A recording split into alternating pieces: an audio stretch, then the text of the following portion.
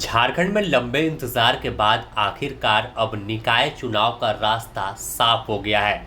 यानी जल्द ही राज्य में शहर की सरकार बनाने की कवायद शुरू हो जाएगी और फिर तमाम स्थानीय जमीनी मुद्दे पर तमाम प्रत्याशी हुंकार भरते दिखेंगे। आखिरकार 3 वर्षों से तमाम लोग इंतजार कर रहे हैं कि आखिर कब निकाय चुनाव यानी शहर की सरकार चुनने का रास्ता साफ होगा। तो वो खबर अब सामने आ गई कि राज्य कैबिनेट ने पिछड़े वर्ग यानी ओबीसी के लिए 14% आरक्षण को मंजूरी दे दी। साथ ही सुप्रीम कोर्ट की 50% सीमा के अंतर्गत इसे शामिल किया गया है।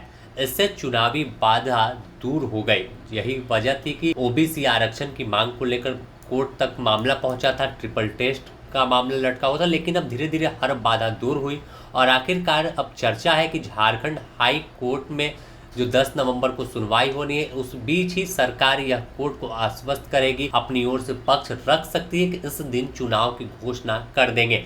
बता दें कि कोर्ट ने चुनाव देरी होने पर कड़ी नाराजगी जताई थी और इस मामले में 10 नवंबर को अगली सुनवाई तय की है, जहां चुनाव कार्यक्रम की घोषणा अब इस दौरान कोर्ट के समक्ष की जा सकती है कि तमाम प्रक्रिया पूरी है और एक तय डेट और तय तारीख कोर्ट को बताया जाएगा कि इस दिन इतने दिनों में तमाम जो बची हुई काम है, मतदाता सूची और अन्य तमाम प्रक्रिया को राज्य निर्वाचन आयोग पूरा कर लेगा और उसके बाद फिर चुनाव का बिगुल बचेगा। बता दें कि राज्य पिछड़ा वर्ग आयोग के अध्यक्ष जानकी यादव ने भी साफ किया कि चुनाव 2025 के दिसंबर से जनवरी 2026 के बीच पूरी तरह से संपन्न करा लिए जाएंगे। राज्य निर्वाचन आयोग मतदाता सूचियों का अंतिम प्रकाशन कर रहा है। धनबाद, रांची, जमशेदपुर सहित कई जिलों में वार्ड वार मतदाता केंद्रों की सूची जारी हो चुकी है। राजनीतिक दल भी इस चुनाव की तैयारी को लेकर पूरी तरह से रेस है।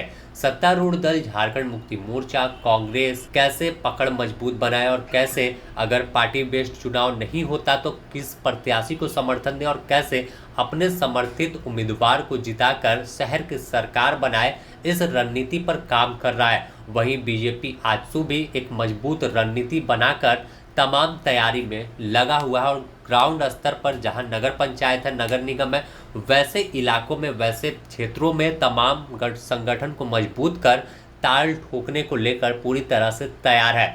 अब वहीं विशेषज्ञों का माने तो हेमंत सोरेन सरकार की लोकप्रियता कितनी है, इसका भी प्रशिक्षण इस चुनाव में होगा।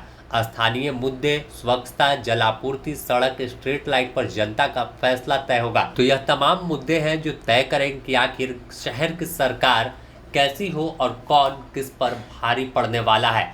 लेकिन एक तस्वीर साफ हुई कि अब जल्द ही झारखंड में फिर से चुनावी बिगुल बजने वाला है और उसमें तमाम लोग अपनी भागीदारी निभाएंगे।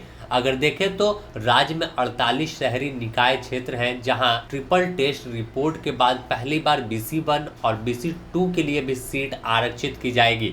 यही वजह है कि साफ तौर पर अब तमाम चीज़ें पूरी हो गई।